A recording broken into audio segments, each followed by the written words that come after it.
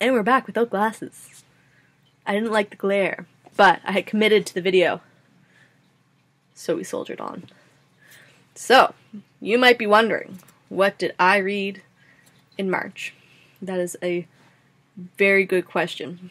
I read a total of 4 books, which is not at all how many books we thought we would read, seeing as last month we read 7, and the month before that we read a lot more than 7.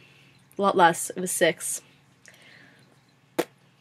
Anyways, so you might be thinking to yourself, Colleen, last month you quoted us a huge number of pages that you have read. How many did you read this month? And the answer to that would be not as many, because I read many less books, and I also did not do this ahead of time. As I only read 4 books, of course, there would be less. One of them was rather large, so I did have that going for me. Whew. But otherwise, like, pretty unsuccessful reading month, I would say. Not that there's anything wrong with that, but, you know. Turns out, didn't do as bad as I thought. Read approximately 2,100 pages, which is pretty close to last month's, which I can't remember. I'm going to start putting that in my description box. That way, it'll be easy to look up, and I don't have to stop the video to look things up. So there. We're learning as we're going. The first book I read this month in 2 days was The Better Mother by Sookfong. If you know me, I talked about this book for a week after I finished it.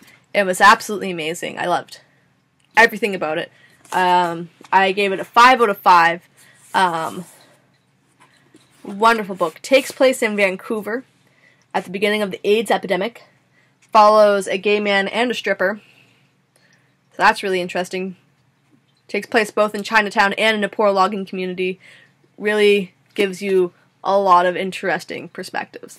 This was our book club book for this month.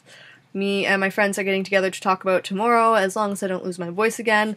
Though I'm worried that I am, because I can already feel some tingling in the back of my throat. It has been a rough day, friends. But anyways, Better Mother, great book. First book I read this month. The second book I read was The Break by Katherena Vermette, and it's a book that should have won Canada Reads. If you listen to Canada Reads, you will know why I'm disappointed. Or if you follow me on Twitter, you'll also know why I'm disappointed. Or if you're a human being who isn't white and probably has a penis, you'll know what I'm upset about. Apparently, this book was not diverse enough to win Canada Reads. A book about, you know, violence against Aboriginal women. Not diverse enough. Not diverse enough. Especially with the theme. That is the book that all Canadians need to read. This book was voted out first. Do you smell some fish? Because I smell some fish. Anyways, beautiful book. Wonderfully well crafted narrative. Defended by Candy Palmater, who's my hero. You should read this book. It is fantastic. It tells the story of some very, very strong women, Métis women, and I still get very emotional about this book, even though it's been several weeks since I finished it, and a week since the disastrous Canada Reads incident. So I don't want to say more because I will give away a lot of plot points. But if you've read The Break and you want to talk about it, do comment in the comment section below. I will read it. I will talk to you about this book, and we can all make a better future. And in our alternative future, this will have won Canada Reads and not 15 Dogs, which I've also read and didn't like as much.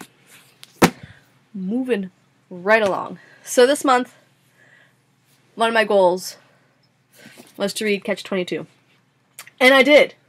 I completed my goal, which is very good. I was going to read it with my friend Jacqueline. Not entirely sure if she started the book yet, but I have finished. And this book also gave me a lot of feelings. I wanted to read it so that I can use it's a catch-22 in a sentence, with knowing the literary reference and understanding everything and being awesome. A lot of crazy things happen in this novel, and I think you should read it, but should not expect it to make sense, because it doesn't. In fact, Harper Lee says Catch-22 is the only war novel I've ever read that makes any sense. But it is nonsense, in the Wittgensteinian sense. So, that just tells you some things about the book. I really liked it. I thought the characters were really well crafted, really well introduced. I found the middle a little bit confusing. I felt like it was sometimes jumping around in time. I didn't quite understand. This is definitely a book I'm going to read again. I really enjoyed reading this book. I thought it was great. A little bit disturbing at the end, though. But what do you expect about a world in the book that takes place in the 40s? So the fourth and final book that I read was Dragonfly Amber. And it was very good. Very big. Very good. Thoroughly enjoyed it. As you might have noticed, when I'm trying to think of things, I play with my books on the face. It's really great. Short, super entertaining for you guys. Anyways, I really enjoyed this book. I thought it was great. I'm really excited to watch the show. Apparently it's on Canadian Netflix now, so that's great. The ending had some twists in it. The last 100 pages kept you kind of on the edge of your seat. You didn't quite know what was going to happen.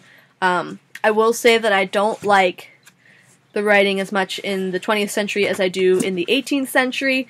I'm also not sure how I feel about Brianna yet. But I feel like I can grow to love her. She's just, of course, being standoffish and things like that, because she's with her mom. But I hope that she makes another appearance. I also feel like Gillies Duncan is going to be a reoccurring theme within this series. And I hope it is, because I'm intrigued. I'm intrigued.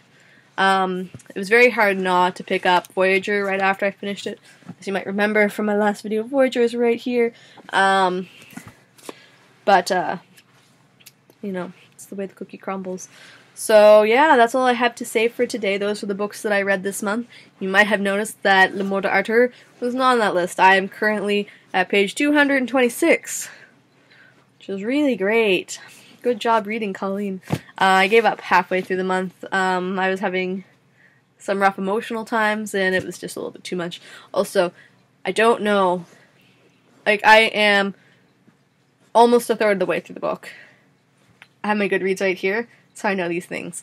Third of the way through the book, and by my count, most of the population of England should be dead.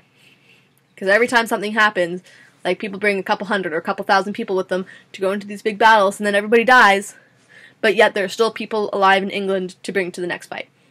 So if you can riddle that for me, while I continue to read the book, it'd be super helpful. And let's look what's coming up this month. So first of all, my book club is reading In the Country We Love, by the person who's on TV, Diana Guerrero. I was just afraid of it. That's going on in to our neighbors in the south. We are also reading Foundation by Isaac Asimov, switching it up with some classic sci-fi this month. I'm very excited to read this book.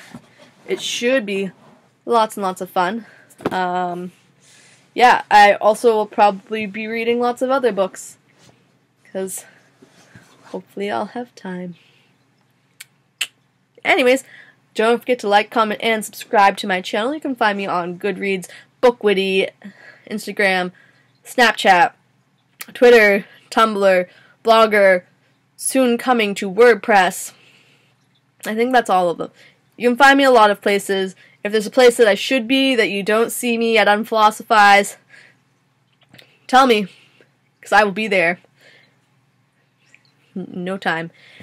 But this concludes another wonderful video, and I hope you have a good night. Ciao.